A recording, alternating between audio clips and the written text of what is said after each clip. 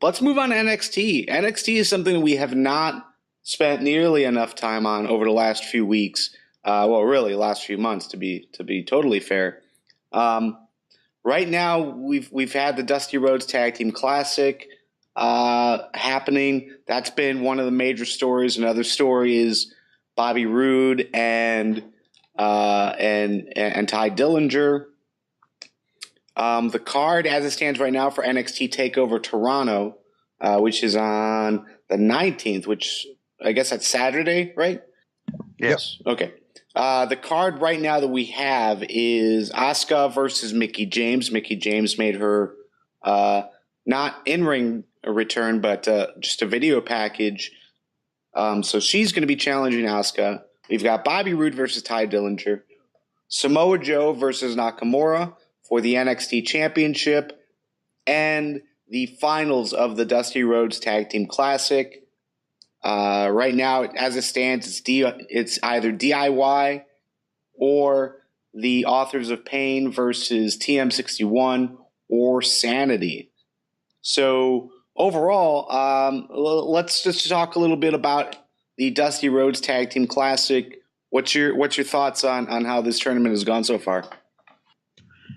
I think it's been fantastic. There have been some teams that I really hope stick together, like Tucker Knight and Otis Zovic. I actually want to see more from them. It's been a while since we've seen like two big hoss dudes that aren't just monsters. I think there's something you can do with that. Also, Noah Jose and Rich Swann. It's an incredibly fun tag team that I want to see more of. Their taglines are just tailor-made for each other. I dig it. Also, making this the way that Roderick Strong debuts, I thought it was interesting. It's just such a damn shame that Nakamura broke Aries' face. It's just been fantastic. Like Ho Ho Lun and Tian Bing, I would like them to be a unit moving forward. I think it's a way that you make Tian Bing a viable figure in NXT and see if he can generate any interest. He's not completely green. He did wrestle in Antonio Inoki's federation for a few years, which I didn't know until Corey Graves mentioned it. So hopefully he can pick it up. Like, he didn't look bad in the ring whatsoever. It's just I want to see more of that. And I think, man, Sanity. I never thought I could really care about Sawyer Fulton until I saw him come up with all those other people. As this is a faction I want to see continue for a very long time. And I'm really torn on who I want to see in the final match at Toronto. I've really liked the Tag Team Classic as well. I think the four semifinalist teams were the correct four to choose, considering just overall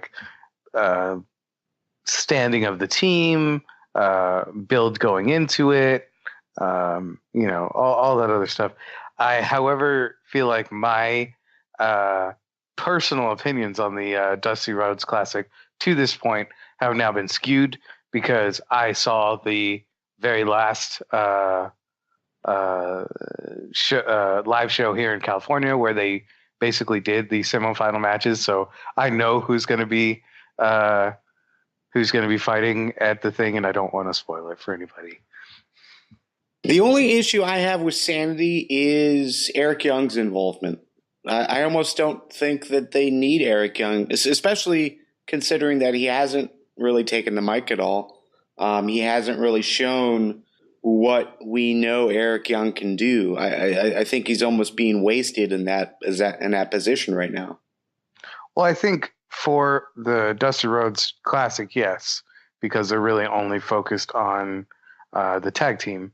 But I think once they get past the Dusty Rhodes Classic and all the dust settles from that, then I think they'll show some potential for growth. They did also, separate to the semifinals, they did a triple threat for the main event between Samoa Joe, Nakamura, and Eric Young, and seeing him interact kind of on his own without the rest of Sanity's involvement in that match, I think it lent a lot to the gimmick and showing, the potential for his leadership qualities. Not to mention, I mean, I'm assuming from what I've seen of Eric Young on NXT so far that he's more or less sticking to the character that he had before he left TNA. And I could see him very, very easily being able to bring a flock together of like-minded, kind of slightly off individuals, as all the other members of Sanity seem to be. And if nothing else to say positively about Sanity, that fucking interest is bitching, especially live. So yeah, I'm with Nick. I want to see this faction, including EY, go on for quite a long time. I do have a question, Garvin. Do you think that the Authors of Pain would have been as interesting a unit had Paul Ellering not been there? No, I think that's what EY does for Sanity. I think he lends them a legitimacy that they otherwise would not have, because who the fuck cares about Sawyer Fulton? Who the fuck cares about Alexander Wolf? But you put them together in a team and you have EY leading the helm. I mean, it's the same with Akam and Rezar. Like, those two dudes are just big dudes that don't speak English. But when you put somebody like Paul Ellering at the helm, he doesn't have to say anything. You just know something big is going to happen, because why else would somebody that has led teams like the Road Warriors be there? Right. Yeah. No, and I get that. I guess where I'm kind of confused is, like Adam, you said, knowing how EY was in his last run with TNA, this sort of thing makes sense. But at the same time, that's not how he was when he first came to NXT. And when he came to NXT, he was very vocal on the mic. He was not this crazy EY. He was, just a guy who felt like he finally made it, and he wanted to prove that, he could hang with the top guys. And, it just seems like a complete 180 from what we saw of EY when he first debuted. When we last saw EY, he just got wrecked out of hand by Joe. Like, destroyed. I can see somebody walking away from that and thinking, all right, that didn't work. Fuck it. I am burning it all to the ground.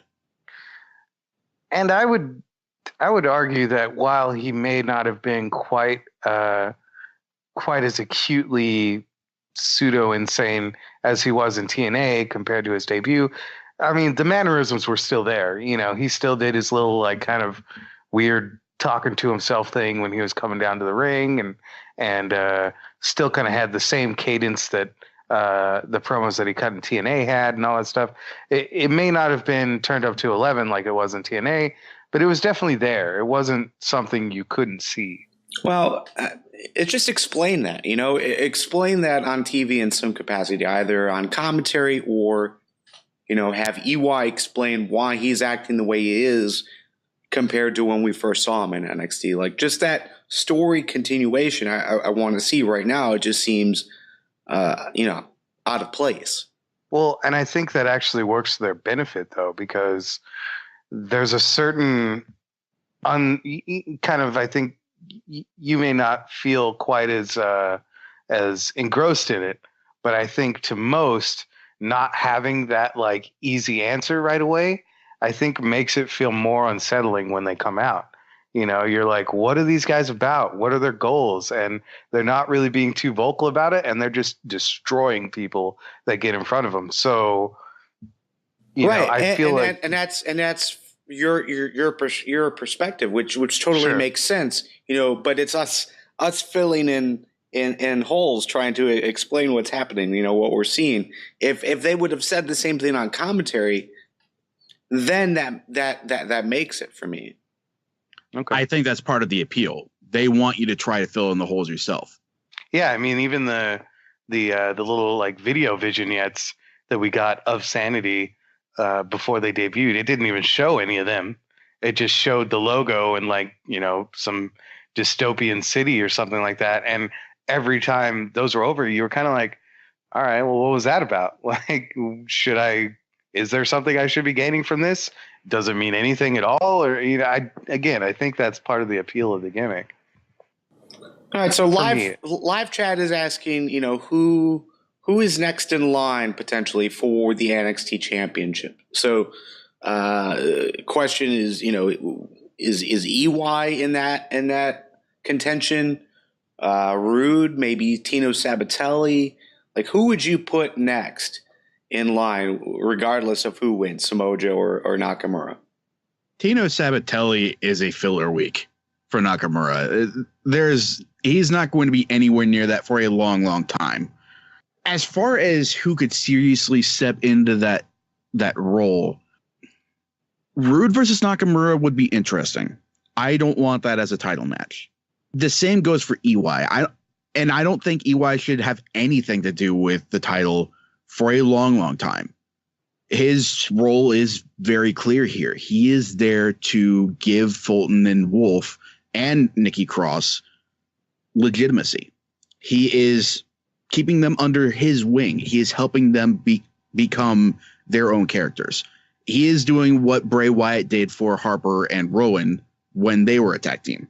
That does leave some gaps when it comes to Nakamura's next challenger.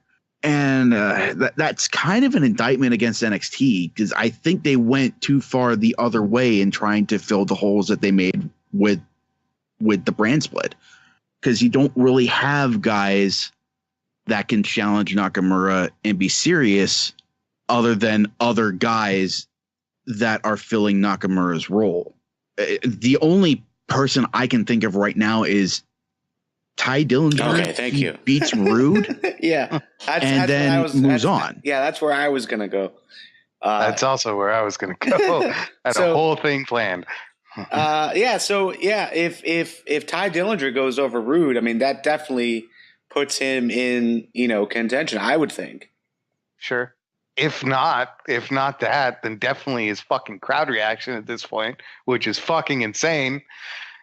And I mean, maybe I don't see them necessarily hitting the same level of work rate, but I could definitely see them hitting the same level of hype as, or at least getting close to it, as Zayn and Nakamura. I mean, Dillinger is so over and Nakamura is so over. I see the crowd being as invested in that match as they would be a Zayn Nakamura match.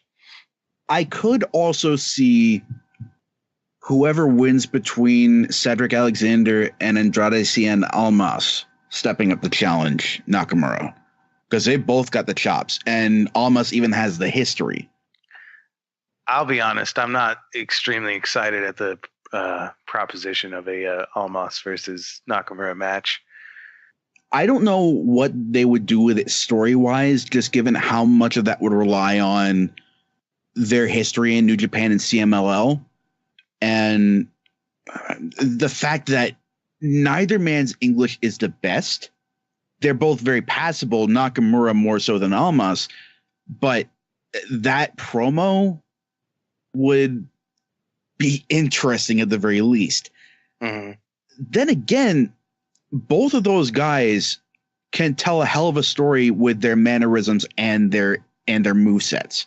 Like, just between the ropes. I would encourage people to go back and watch their matches for the IWGP Intercontinental title. Those two worked very well together. That would be the major basis for my theory of an Almas Nakamura match. I think Cedric Alexander would work a lot better with that crowd. It is very clearly over as all hell with the Florida fans. I would assume that would translate elsewhere as well. It will be interesting how they would frame that, just given Nakamura still being cast as something of a good guy, instead of just being plain old white meat babyface in terms of just how squeaky clean his image is. But that would still be an excellent match. So Nakamura versus Samoa Joe. The loser, any chance that they move up to the main roster, either SmackDown or Raw? I think a pretty significant chance, honestly, considering, kind of what we've been saying about the mid-card title divisions. that, they're kind of sparse. There are options that you can take, but considering the way WWE seems to be going, the direction that they've chosen for themselves, I don't see most of the options being freed up anytime soon. Again, you always have the potential on Raw or on SmackDown, frankly, to bring in Big Show or Mark Henry and kind of fill in an extra month or two of storylines until they figure something out. But honestly, like, Nakamura is way more than ready to be able to work a main event crowd at this point. Joe, in my opinion, is also just as ready. The only downside I could see is leaving kind of an even bigger hole than has already been left in the NXT roster. I mean, I feel like since Zayn has left, since Owens has left, since Finn has left, that they've really been struggling to try and build as good of a NXT main event title picture as that was. And while I do think that Joe and Nakamura has been great, like, I'm already kind of like, I'm excited about their next match, but I don't want to see them fight again. I definitely want to see someone else come into the picture. And, I feel like NXT is a really great place where, while that hole is there, most people are very hungry and willing to step up. Again, I cite Tye Dillinger as one of those. I cite Cedric Alexander as one of those. I cite Sanity or Asuka or even I can't remember her name, but she's basically like Carmella Light from like Jersey or something like that. Oh, Liv Morgan. Thank you, Liv Morgan. Like, even she, like, you can tell, like, all right, here's my opportunity. I'm fucking taking it, and I'm taking my best shot. So, in my opinion, leaving that hole in NXT, it's problematic, but it's not impossible to fix. So, by that logic, I would say, you know what, I'm ready to see both guys move up.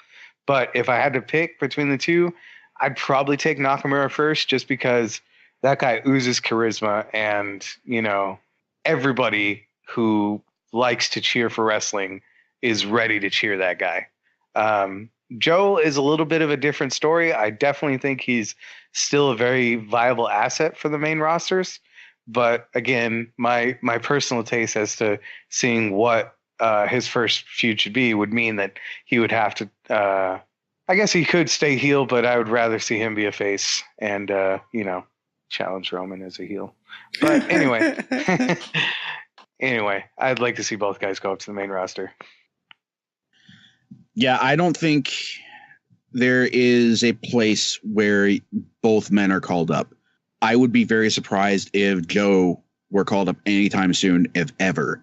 Nakamura, I can see it potentially happening. Maybe not after Toronto, but within the next year, I can definitely see it happening. Nakamura always struck me as a guy that's in an NXT because they want him to adapt to the WWE style. With Joe, it's always struck me as he is there to help build up the Tye Dillingers, the Cedric Alexanders, the Finn Balor's, not to raise his own stock for the main roster. There are matches and feuds where I would be very happy to be proven wrong. I would enjoy the hell out of Samoa Joe versus Kevin Owens, for example. But out of the two, Nakamura is the only guy I can see moving up anytime soon, if ever. And even then, I don't think that's going to happen until you have a viable replacement that is not an ex-TNA guy. So just to clarify, though, I mean, why don't you have high hopes for Samoa Joe getting called up? It's like I said, he's there to build up other guys. He's not there to adapt to the WWE style. TNA is not that different from the WWE when it comes to working for TV or adapting a moveset. It's a little more indie than the WWE had been. I think a case can be made that that's changing, but Joe has been ready since the day he walked onto the set for the first time. If it was going to happen, I think it would have happened by now. I think he would have been called up in the brand split instead of guys like Baron Corbin making it. I think he's there in a training capacity without actually being a trainer. I think he is there to help guys like Finn Balor and other folks that don't have as much TV experience get ready for TV with a guy that is not just as green as them. That's possible. I definitely, having seen Joe inside and outside the ring, I definitely don't see him as the type that would be satisfied with that, and hopefully years from now, but riding off into the sunset, only having worked for NXT and nothing else. I definitely think that he wants to be on the main roster at some point. And, that doesn't necessarily mean that he will, but I don't feel like he won't. I feel like he definitely will make it at some point. Even if it's just for one run, even if it's just, for some, big WrestleMania type match or something like that. I don't see Samoa Joe being satisfied just with helping out other guys and staying in NXT until his career wraps up. I mean, as chill as that dude is on social media and on live streams, I don't think he'd mind. The dude be getting paid to do what he loves. Yeah, but I mean, anybody who's ever wanted to be a wrestler has always wanted to wrestle for WWE, no matter how many horror stories you hear. Hey, he is wrestling for WWE. On the main roster and challenging for the WWE Championship, personally.